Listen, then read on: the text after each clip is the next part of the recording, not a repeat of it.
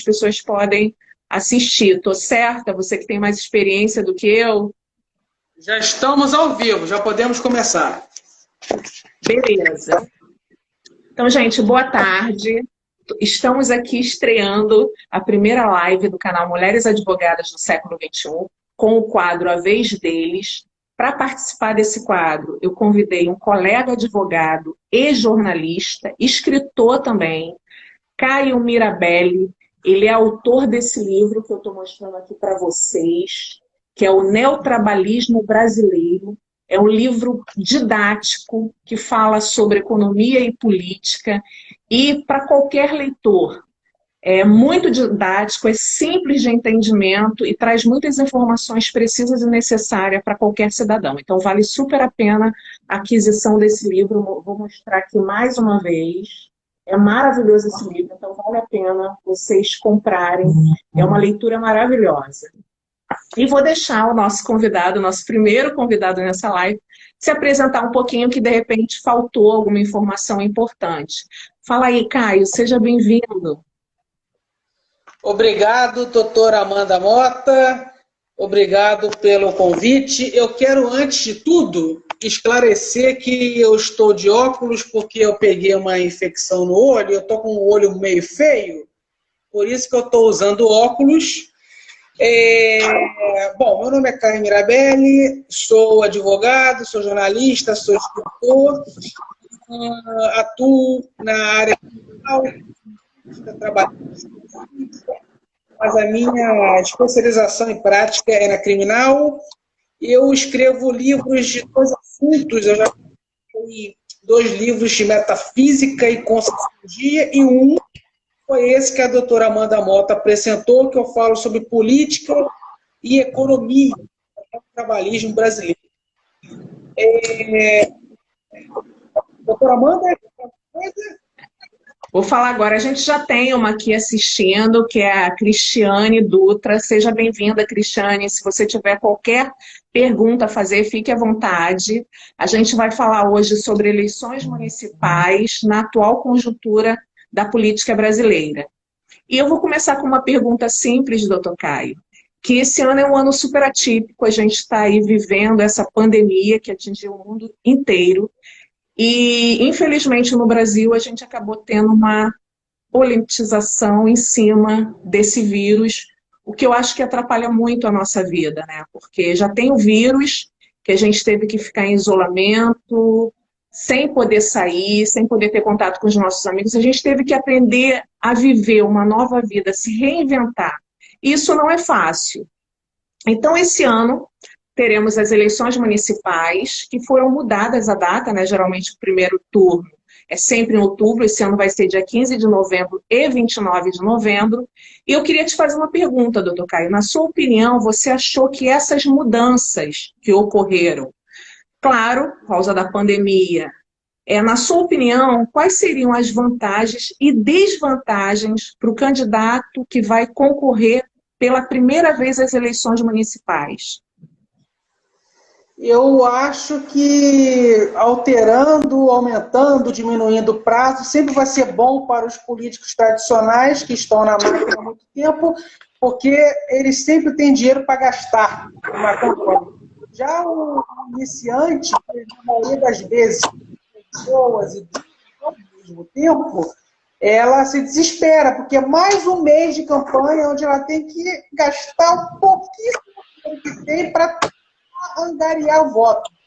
Então, para o iniciante duro, foi muito ruim as eleições para novembro. Ficou com um tempo menor, né? Apesar de nós termos hoje as redes sociais, mas eu acho que dificultou por causa do tempo, e aquele encontro pessoal, aquele tete-a-tete, é importante, né, que o eleitor conheça os seus candidatos. Bem, o ano de eleição, eu sempre percebo que o eleitor ele não dá muita credibilidade aos vereadores. E eu gostaria que o doutor Caio explicasse um pouquinho para a gente, com o seu conhecimento em economia e em política também, conhecendo um pouquinho o nosso sistema eleitoral, qual é a importância do vereador? O vereador ele tem 2 funções sensacionais. A primeira é fiscalizar o prefeito. municipais. Caio, só um minutinho. Tá falhando um pouquinho. A sua fala tá vindo cortada. E agora? E agora? Melhorou. O vereador tem duas funções fantásticas. A primeira, fiscalizar o prefeito e seus secretários municipais. Ou seja, fiscalizar se o prefeito está gastando o orçamento do município de forma correta e legal, e também fiscalizar se o prefeito e os secretários estão praticando atos de improbidade ou não. E a segunda função do vereador é propor leis que beneficiem o município, sua cidade. O vereador não é para botar poste de luz, asfalto na rua, distribuição de cesta básica no Natal. O vereador para fiscalizar e propor leis. E qual é a maior dificuldade para o eleitor? Doutor Caio, ele teve uma experiência, já veio candidato.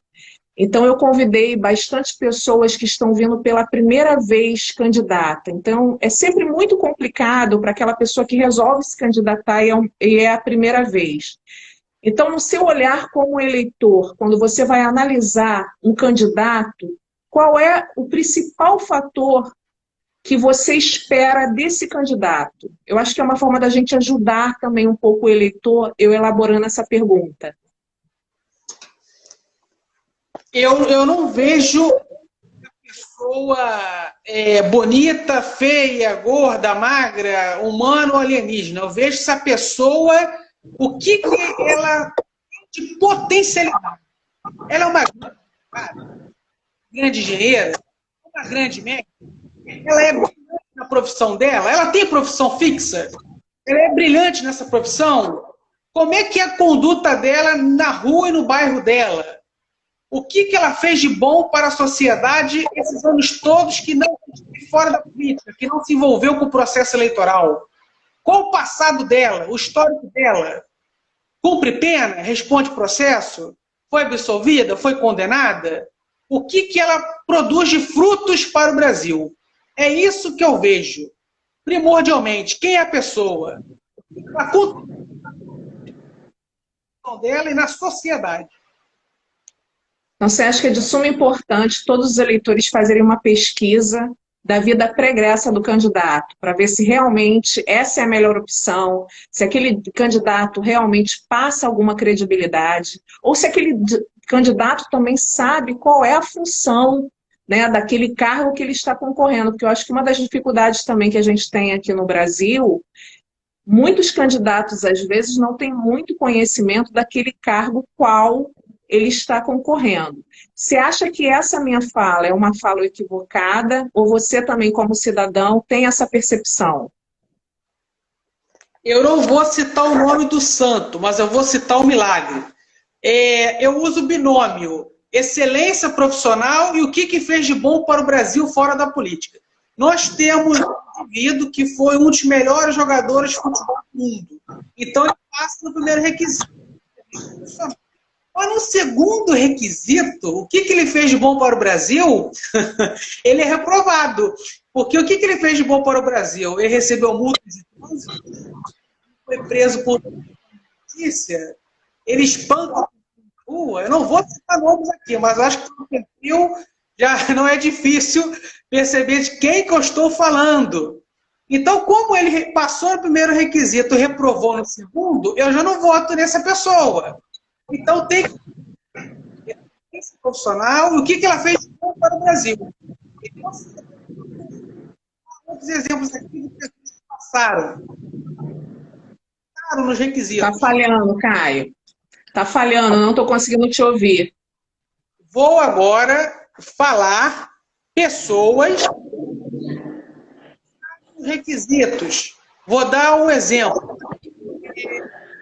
Duas pessoas excelentes, para quem quiser votar. Eu posso citar nomes aqui, doutora Amanda? Ou só o exemplo? À vontade. Eu conheço a Vanessa Santos, que logo fará uma live com a doutora, se eu não me engano, que é uma excelente enfermeira, vai disputar a vereança aqui no Rio de Janeiro.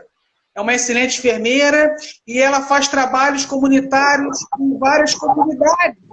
Então, voluntária, não há interesse financeiro. E ela ajuda muitas pessoas com seus serviços comunitários. Olha o que ela faz de bom para o Brasil. E eu conheço também o Dr. Washington Machado, que é presidente do Sindicato de Jornalistas. Então, botou uma porção de gato que ele achou na rua. Duas pessoas sensacionais. Sensacionais que quem não conhece, não tiver vereador, pode optar por votar. Maravilha. A gente está aqui com a Gleice, com a Luciana Salamene também. Seja bem-vinda. Se quiserem fazer alguma pergunta, o tema é sobre eleições municipais na atual conjuntura política brasileira, então fique à vontade. Caio, nas últimas eleições, a gente tem visto algumas mudanças no comportamento do eleitor. Na sua opinião, o que tem influenciado essas mudanças nos eleitores? Eu percebo que surgiu dois tipos de eleitores. Eu não deveria dizer, chega a ser triste, mas surgiram. Mas, ao mesmo tempo, é engraçado. Você tem o fanático dentro de um grupo político, dentro de outro grupo político, que luta pelo seu candidato até o fim, independente se é corrupto ou não, idolatra aquele candidato, aquele político, e virou religião, virou seita. E você tem um outro grupo de eleitores que são pessoas que não fanatizam nada, nem ninguém, e estão cansadas de muita corrupção. São pessoas que apertam as assembleias, as câmaras e o Ministério Público para investigar e processar políticos corruptos. São pessoas que candidatos. E eu acredito que o Brasil está com 50% de fanáticos, mas também já está com 50% de eleitores de verdade. Pessoas cansadas de corrupção, que estão lutando por candidatos melhores e estão fiscalizando o poder público. Aqui no Rio de Janeiro, nós temos 92 municípios. Então, é um estado muito grande, com bastantes municípios. E a gente percebe a dificuldade dos novos candidatos conseguirem fazer uma campanha, porque para fazer uma campanha você tem que ter alguns requisitos. É claro que não é só a verba para você conseguir fazer campanha.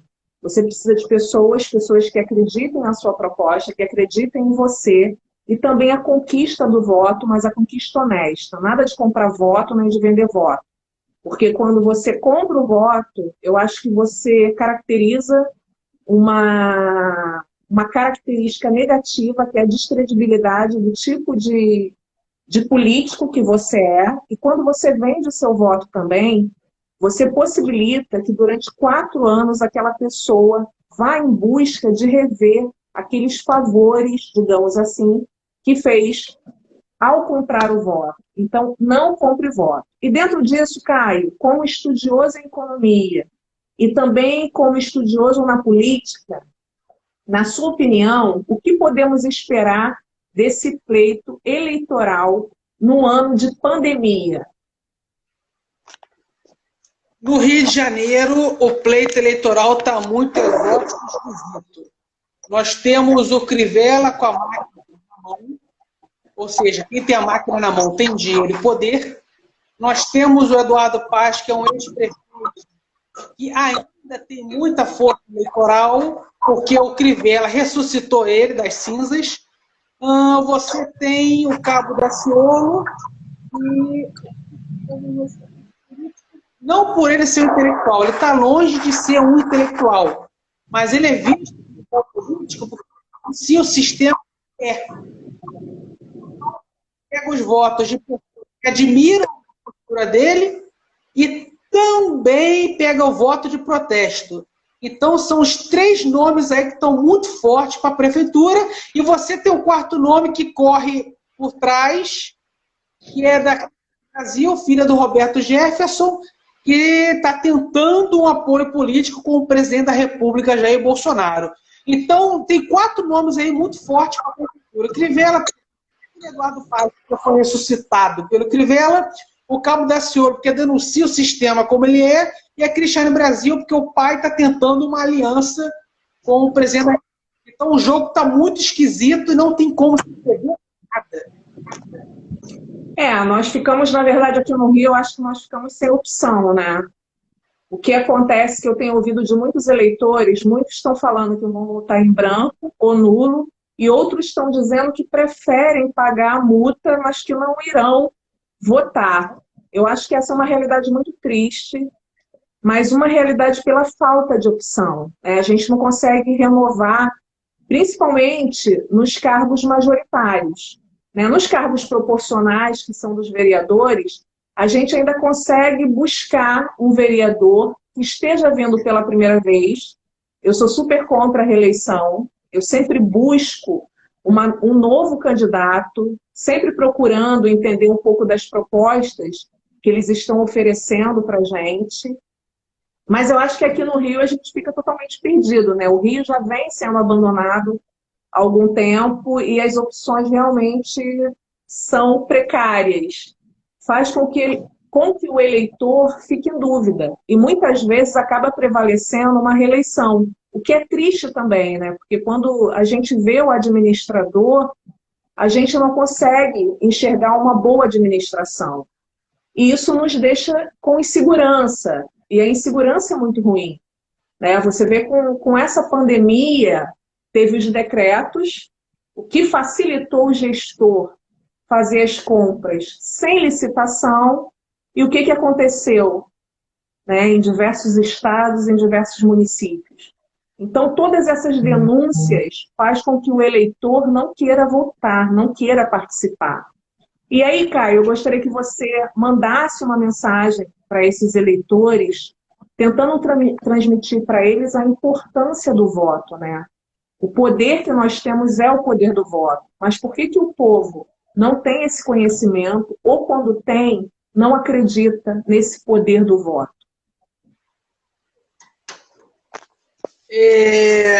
Como o Brasil é muito cristianizado... Não está falando a sua voz. E agora? Foi. Como o brasileiro é um povo muito, muito cristianizado, aqui não cabe revolução armada. Então só nos resta uma coisa: votar certo. Porque quando você vota certo, você tira os funcionários do sistema que aí está no poder. E o sistema passa a ter dificuldades e ferrar com a minha, a tua e as nossas vidas.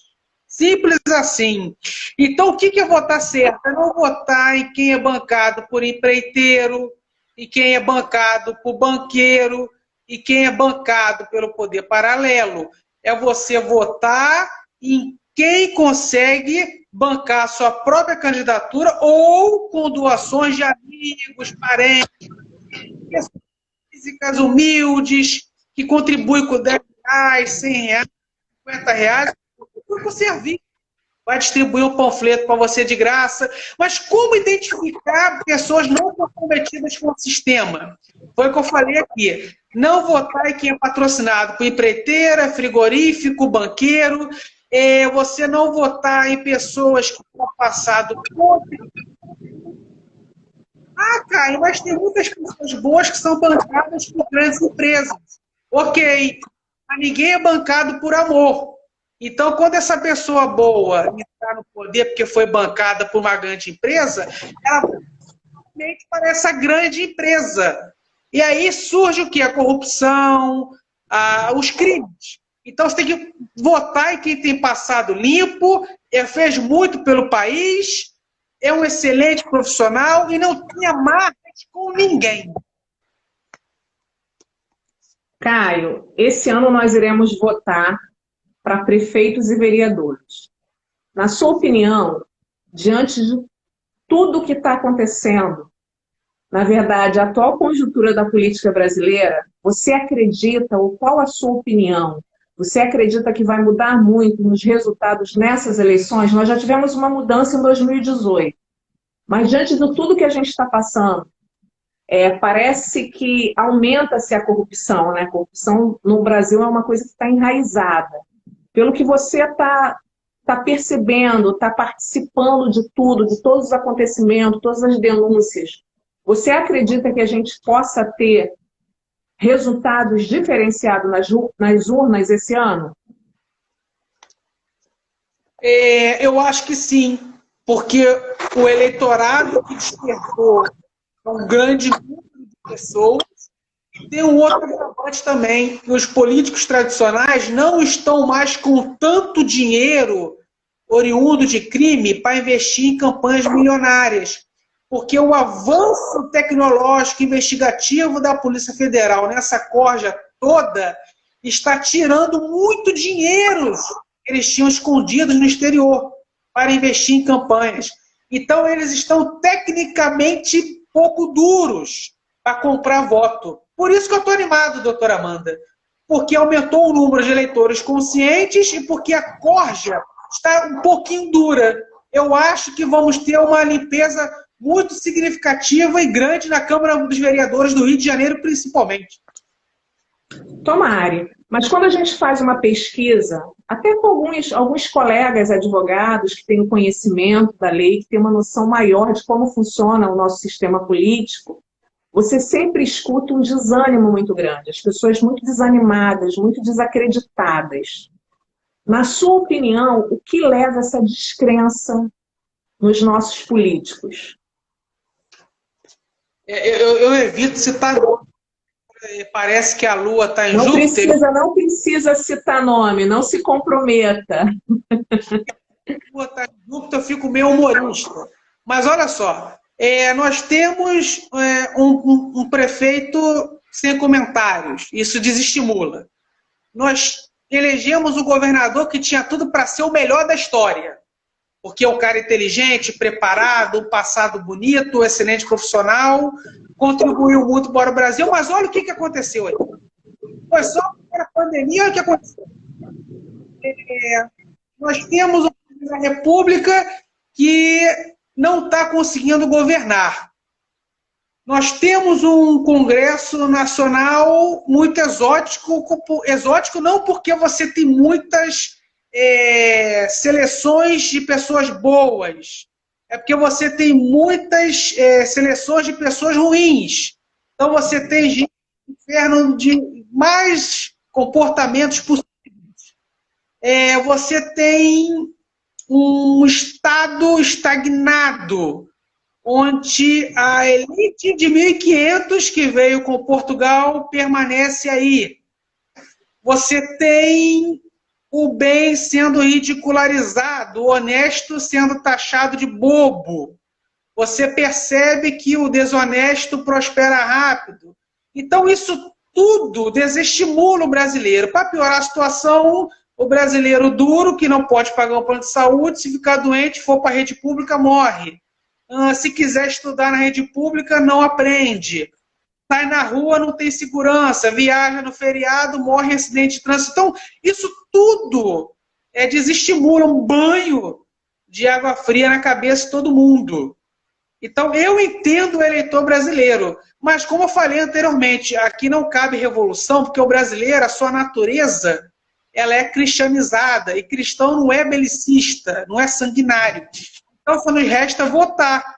Então, nós temos que externar nosso ódio a tudo errado. E aí está, nas urnas.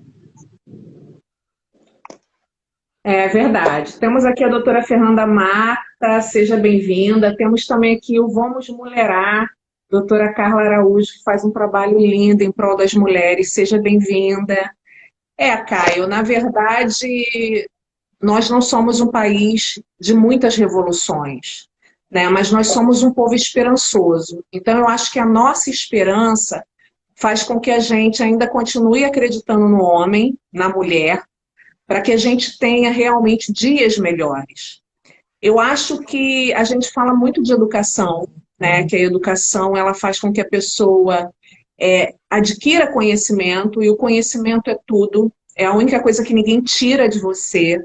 Mas eu acho que a gente ainda tem muito que caminhar, porque eu acho que o Brasil é o único país do mundo onde político vira estrela, né? As pessoas ficam pedindo autógrafo como se eles fossem estrela e não são, né? O político, ele é um funcionário do povo, ele é pago pelo povo. Então eu acho que a população tem que começar a ter essa consciência.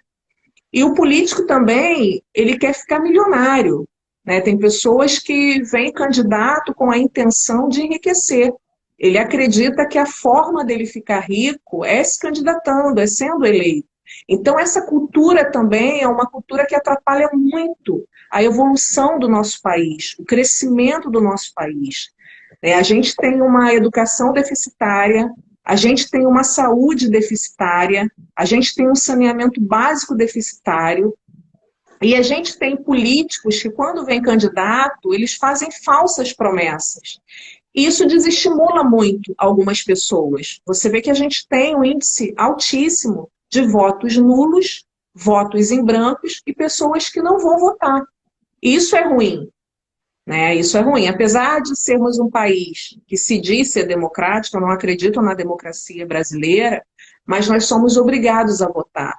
Eu acho que isso é uma questão também muito delicada e que é pouco falada, mas eu acredito também, se nós não fôssemos obrigados a votar, eu acho que ninguém iria votar, né? Porque a descrença no político é muito grande. Você que já veio candidato, você sabe quando você se apresenta como candidato, a pessoa já te olha como se você fosse um criminoso. E muitas pessoas não querem te ouvir, porque estão desacreditadas, né? A esperança no político parece que morreu. Então é um cenário muito triste. Eu queria que você falasse um pouco para a gente, contasse um pouco para a gente sobre a sua experiência como candidato, o que você percebeu, o que você mudaria se você resolver vir mais uma vez candidato. Eu, quando disputei as eleições de 2018 para deputado federal, eu costumo substituir o choro pelo riso. Eu via muitas pessoas vendendo voto, eu via pessoas que ficavam me sabatinando uma hora, perguntando projetos para educação, saúde, segurança, e no dia da eleição, um político corrupto que está há 40 anos como deputado roubando. Eu vi de um pouco de tudo. Pessoas olhando nos meus olhos, afirmando que iam votar em mim por causa de X, Y. Eu votava em outro corrupto. Então, assim, porque o político é corrupto, mas o povo também é. Porque muitos vendem voto caro, outros vendem voto barato, uns vendem por cimento, outros... Eu soube de caso que se vendeu-se voto por preservativo, outros venderam voto por R$10,50. Então você vê de tudo. Só vê bizarrice. Só vê bizarrice. E esse mesmo povo que vende voto e elege corrupto está vendo Covid-19. E os que estão sobrevivendo parece que continuam alienados, porque produzindo, que vão votar nos mesmos corruptos responsáveis indiretamente por mortes por Covid pública. Então, a gente tem muita fibra emocional, tem que ser muito evoluído espiritualmente, tem que meditar muito com Buda para conviver com o brasileiro.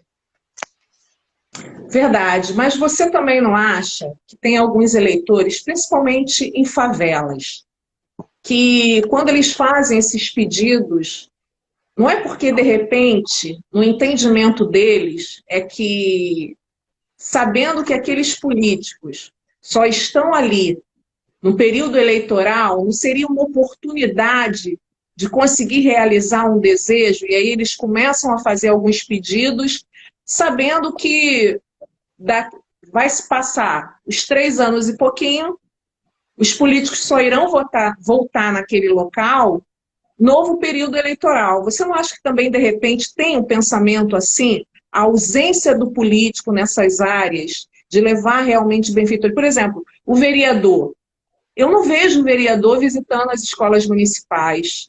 Eu não vejo os vereadores visitando os hospitais municipais. Eu não vejo os vereadores indo nos bairros conversar com os moradores para saber de fato quais são as necessidades daquele bairro. Eu vejo muitas vezes os vereadores dentro dos gabinetes, ou então palestrando, né? Porque virou vereador, começa a ser convidado para participar de seminários, conferências, e eles não vão de fato aonde necessita ir, né? Até para ver se aquela merenda que foi destinada chegou àquele colégio, se aqueles medicamentos chegaram naqueles hospitais. Eu não vejo o vereador exercendo essa função, fiscalizando de fato. Eu não consigo ver isso, porque às vezes para você saber se realmente aquela verba que foi aprovada pelos vereadores, se elas chegaram ao seu destino, muitas vezes só através do documento, mas às vezes se fosse a campo, eu acho que a gente teria vereadores muito mais participativos e a população também conhecendo um pouco mais da função do vereador. Você acha que eu estou equivocada com esse pensamento, Caio? Qual seria a sua opinião sobre isso? Duas pontuações. Nas comunidades carentes, nas favelas, você tem vários tipos de eleitores. Você tem eleitores ideológicos, eles que identificam o candidato bom, e você tem os corruptos, sim. E para você conviver com eleitores corruptos e ser comunidade, tem que ter talento. Como eu não sou corrupto, eu jamais irei adquirir este talento. Eles vão em 10 churrascos de 10 candidatos e votam no 11º que deu a feijoada. Então, assim, é muito complicado saber jogar com esse público. Quando eu disputei as eleições, voto de 18 pessoas de comunidades carentes, porque gostaram da minha plataforma de campanha, das minhas propostas e perceberam que eu era ético igual a eles. Mas os outros 120 ali do redor, que apertaram a mão, abraçaram, me beijaram, nenhum votou. Votaram em outros corruptos. Você tem também a liberdade do vereador e do deputado, do poder legislativo, afastado da sociedade, porque o próprio eleitor não cobra. Ninguém cobra esses caras. Então, ninguém cobra esses caras por... ou é preguiça de se envolver com política, ou porque nós temos água, luz, nós temos netos para criar, família para cuidar, e ou a gente corre atrás do nosso pão de cada dia, ou a gente fiscaliza esses caras. Agora, o que me magoa muito, tem como sobreviver sem trabalhar, se unirem num grupo para fiscalizar os vereadores e deputados, eles não fazem. Dá dor de cabeça para esse público, eles iam trabalhar melhor. Então tem que ter sim uma participação mais efetiva da população. Não basta votar, tem que participar aos 4 anos. Caio, sendo que fiscalizar também não é muito fácil, né? Você vê que quando tem uma sessão que o povo vai, que o povo está assistindo e tem alguma manifestação, automaticamente é acionada a polícia, que às vezes expulsa o povo da sua casa. Então, a gente tem algumas tradições também que para algum pai de família e mãe de família fica um tanto temeroso, né? Eles ficam preocupados com a violência que alguns políticos... Tem políticos que são altamente violentos.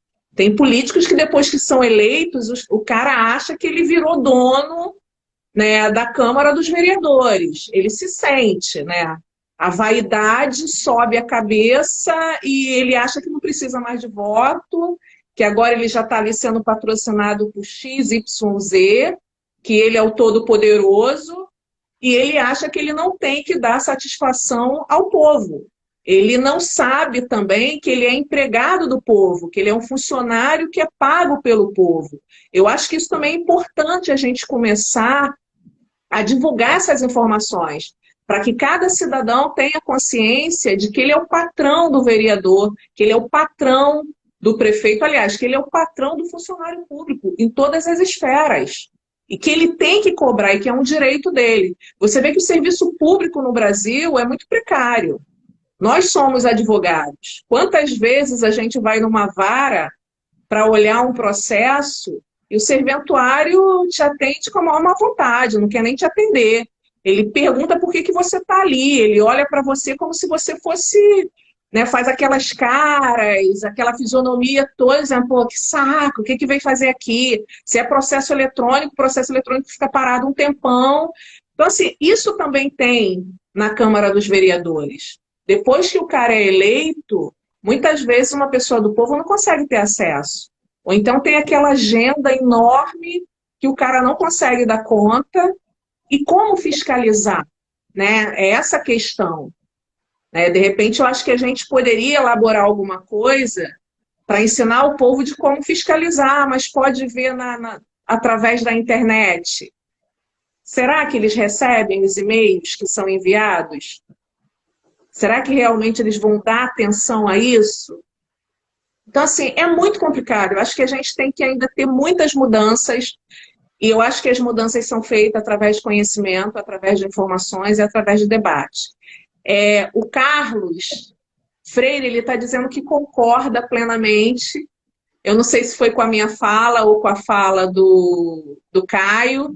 Teve aqui a Adriane também, que falou sobre sábias reflexões. Que legal que vocês estão participando, é super importante. Se quiser fazer alguma pergunta para o Caio ou para mim, fique à vontade. Eu acho que esse é o momento de aprendizado. Caio, ano de eleição, um ano de uma pandemia. Eu, pelo menos, desde que existo nesse mundo, nunca passei por nada assim. Como é difícil viver em isolamento, como é difícil mudar todo o nosso dia, elaborar uma nova vida. E, diante disso tudo que a gente tem passado, que tipo de mensagem você gostaria de passar para os eleitores? O que de repente, qual é aquela mensagem que você acha que é uma mensagem que pode fazer com que as pessoas parem para pensar?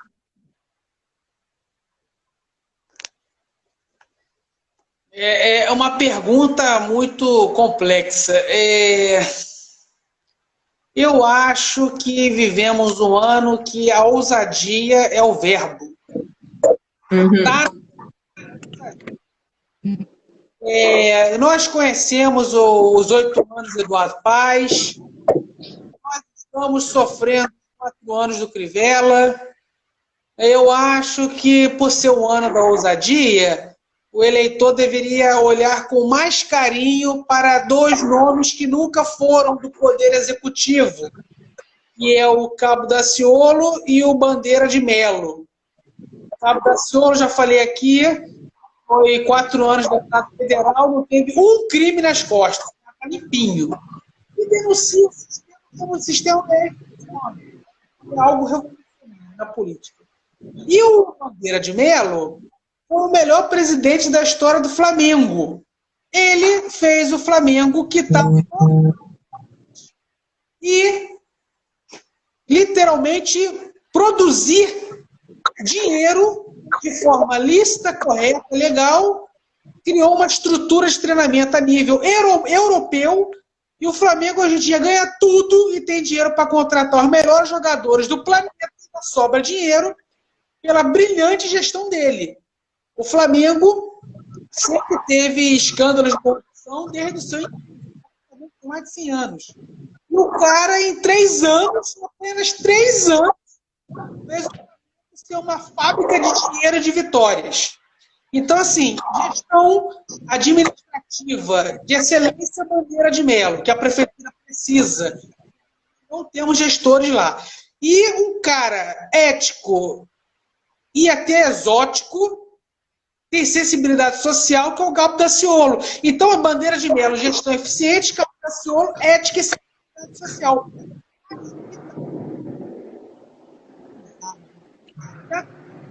Está falhando, não estou ouvindo a sua voz. Já que o povo tentou ser ousado em 2018, não repetir a ousadia em 2020.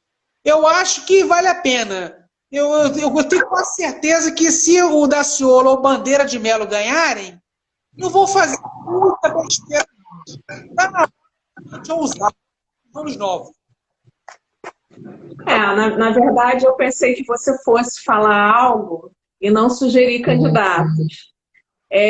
Eu não concordo muito com essas colocações, porque nem sempre quem administra um clube de futebol consegue fazer uma boa administração sendo político, né? Porque ser político não é para qualquer um e não é uma questão fácil. Conquistar voto também não. Você conseguir conquistar voto de um eleitor também é muito difícil. É muito difícil mesmo, principalmente pelo nosso cenário político. A gente não tem bons exemplos de políticos. Infelizmente, às vezes você mesmo citou o governador do Rio, o atual governador do Rio, você citou muito bem que, na sua opinião, ele tinha tudo para ser um bom governador e simplesmente se perdeu. E olha que ele foi um juiz federal. Então, às vezes a gente acredita, mas eu acho que são crenças que, na prática, não refletem a realidade. Não reflete a realidade. E vamos agora, Caio. Toda vez eu faço uma brincadeirinha com todos os convidados. A gente já está na retinha final da nossa live. Eu vou fazer uma pergunta, vou falar uma palavra. O que vier à sua mente, você me responde, tá? É um bate-bola. Tem que ser rápido, não pode pensar muito. Advocacia.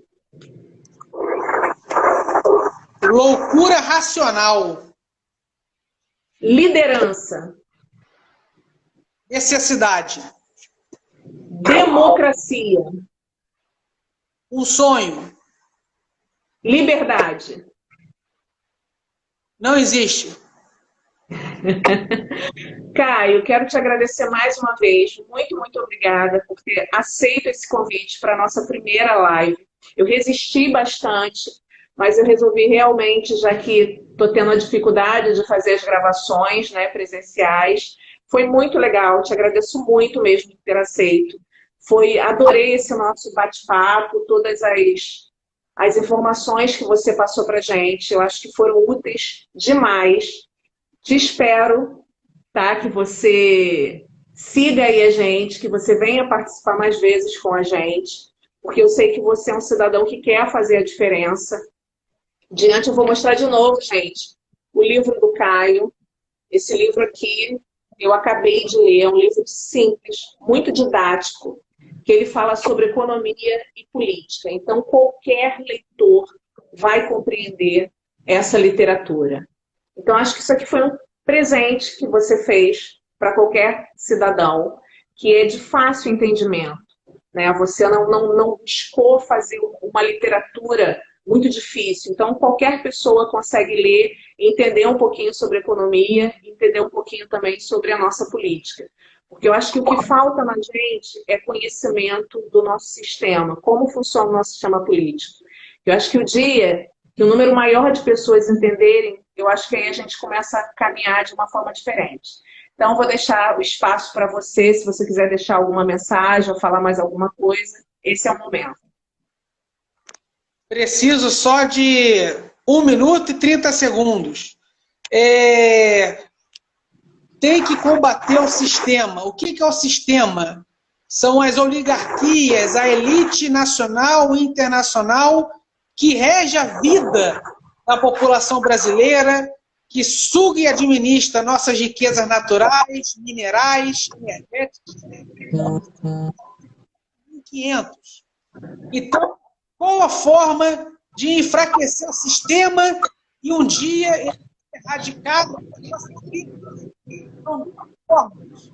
Praticar assistência, caridade, a ti e a teu próximo e votar certo.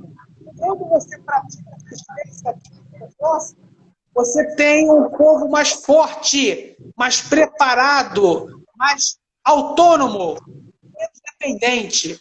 E quando você vota certo, você tira do poder os funcionários do sistema, os funcionários da elite, os funcionários dessa oligarquia que nós convivemos e somos vítimas dia e noite, noite e dia. removendo os seus funcionários do poder e colocando pessoas éticas e preparadas, nós teremos sim uma grande nação. E assim encerro a minha fala com as melhores energias e a todos os nossos telespectadores. Um forte abraço. Obrigadão, Caio, mais uma vez. Obrigada a todas as pessoas que vieram aqui participar. Fiquei muito feliz, né? Foi a nossa estreia. Estreia sempre um pouco delicado, né? Digamos assim. Eu estava acostumada à gravação e hoje a gente fez o ao vivo. E foi bem legal, e o Caio, como sempre, um parceirão em tudo, sempre contribuindo, sempre tentando deixar a marquinha dele de forma positiva. Então, ficamos por aqui e até a próxima live, que será quarta-feira que vem. Um beijão. Tchau.